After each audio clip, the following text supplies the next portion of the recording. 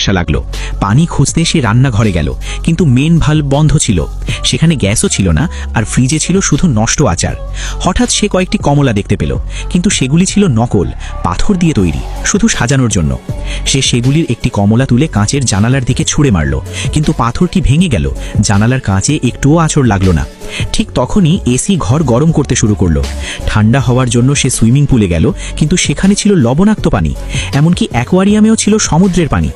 এরপর সে একটি বই থেকে কয়েকটি পাতা ছেড়ে নিল, একটি ম্যাগনিফাইং গ্লাস দিয়ে সেগুলো জ্বালিয়ে ধোঁয়াটা ফায়ার ডিটেক্টরের দিকে পাঠালো। সঙ্গে সঙ্গে বাড়ির ভেতরে কৃত্রিম বৃষ্টি শুরু হয়ে গেল।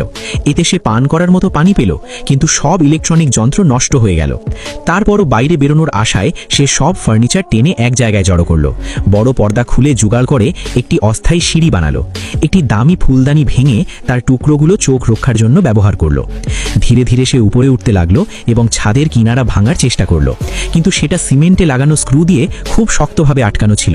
সে কাঠ দিয়ে কিছু সরঞ্জাম বানিয়ে একে একে স্ক্রুগুলো খুলতে শুরু করলো। শেষ পর্যন্ত সব বোর্ড খুলে যাওয়ার পর সে স্ক্রুটিও খুলল। তারপর সে দেওয়ালে একটি বার্তা লিখল, সিঁড়িতে ওঠে, এবং শেষ পর্যন্ত লোকটি সেখান থেকে বেরিয়ে গেল।